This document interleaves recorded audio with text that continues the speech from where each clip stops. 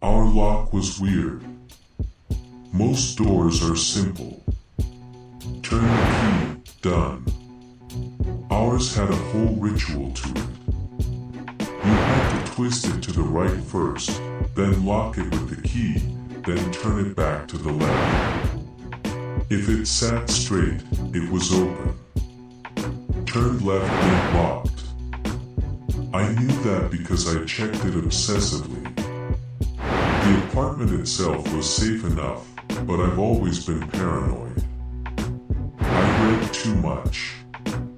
Too many stories about people being followed home, about killers picking easy targets. And if I'm being honest, I probably am one. I'm clumsy, too trusting, and almost always carrying too many things to defend myself properly. I live with my younger sister, Al, in a 2-bedroom apartment. The front door opens into a small hallway. Her room comes first, then mine. Neither of us can see the living room from our beds. That night felt normal. At around 9:30, I got into bed, got warm, got comfortable, and made the lazy choice. Al, I called out, can you check the front door is locked? She answered something from her room that sounded like yes. I assumed she de-checked it, rolled over, and fell asleep. I woke suddenly at 12:30 to the sound of wind battering the building. The blinds were slapping against the windows so hard it sounded like someone was knocking. Half asleep and irritated, I got up, shut my bedroom window properly, and climbed back into bed. I was just starting to relax when I heard something else. Footsteps. Not outside. Inside the apartment. I froze. They were close. Just outside my room, soft but unmistakable. Then they moved away, slowly, into the living room. At first I tried to explain it. Al, maybe. Getting water. Then I heard the sofa creak. Once. Then again, deeper this time, like someone had fully sat down. My throat went dry. If it was Al, why would she be sitting in the dark? Why wasn't she turning on a light? Why was she just there? Then I heard another sound. A light, dull rhythm against the base of the sofa. Not loud. Not random. Like someone sitting there and slowly swinging their legs. Every hair on my body stood up. If someone had come in through the front door, they would have passed Al's room first. That thought hit me so hard I nearly called out for her. I'm glad I didn't. The footsteps started again. They left the living room and came back down the hallway toward my bedroom. Only this time they were slower. Deliberate. Like whoever it was already knew exactly where I was. I reached for my phone so fast I nearly dropped it. In the living room, I had one of those smart lamps that could be controlled from an app.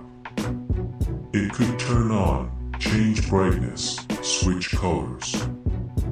My hand was shaking so badly I almost hit the wrong setting, but I managed to turn it on. A second later, muted blue light spilled into the living room. The footsteps stopped. Then, after a pause, they moved away from my door. Back into the living room. That was my chance. I slid off my bed as quietly as I could and dropped to the floor. The cold of the hallway seeped straight through my pajama pants as I crawled out of my room toward LS. Her door was shut. I eased it open, slipped inside, and found her still asleep in bed. Perfectly still. Completely undisturbed. For one stupid second, relief almost made me cry. I shook her hard. "Al," I whispered. "Get up. Right now. We have to go." She woke groggy and confused, but something in my face must have told her not to argue. She was out of bed in seconds. We crouched by her door, listening. The apartment was quiet again. Too quiet. I opened the door. We crawled into the hallway on our hands and knees, heading toward the front door. We were almost there when the footsteps came back. Not from down the hall. From the living room. They stopped for half a second, like whatever was in there had just noticed us. Then they came toward us fast. No hesitation. No attempt to be quiet anymore. Just a rapid, pounding sprint down the hallway. Adrenaline took over. Al screamed first. I grabbed the handle, yanked the front door open, and we both stumbled out into the corridor barefoot, nearly falling over each other as we ran forward. The lifts. I turned back only once, just long enough to slam the apartment door shut. And in that split second, I saw it. Something was standing in the hallway inside our apartment. It looked like me. Not exactly. Not fully. But enough that my brain caught on it before it caught on anything else. Its hair was like mine. Its build was mine. One side of its face was mine. The other side was wrapped in white gauze, soaked through in dark patches. Fresh blood had seeped through in the corners, trailing down into its neck. And it was smiling. The lift was already there, doors open. I don't remember getting inside. I just remember hitting the button for the ground floor over and over while Elle sobbed beside me and I stared at the numbers above the door like they were the only thing keeping us alive. When we got downstairs, we called the police. Everything after that felt unreal. They came quickly. Took our statements. Searched the apartment, the stairwell, the lobby, the bins outside, even the underground parking.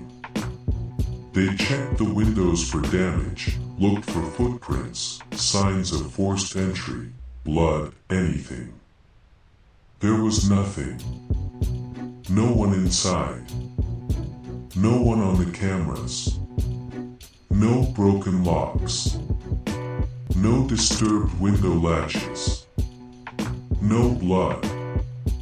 Nothing. One of the officers tried to reassure us. Said storms can do strange things to people, especially if you wake up suddenly. That fear can distort things. That maybe we heard noises, panicked, and filled in the rest. I wanted to believe him. I nearly did. Then I remembered the lock. Even in the panic of getting out, I noticed it when I grabbed the door. The lock had still been turned to the left.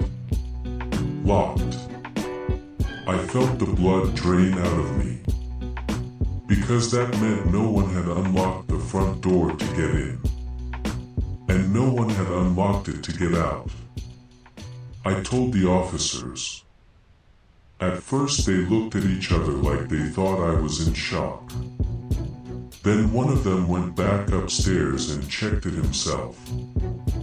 When he came back down, his face had changed. He confirmed it. The lock worked exactly the way I said it did. And when they de-entered the apartment, they de-used our spare key. I remember asking him the same question over and over.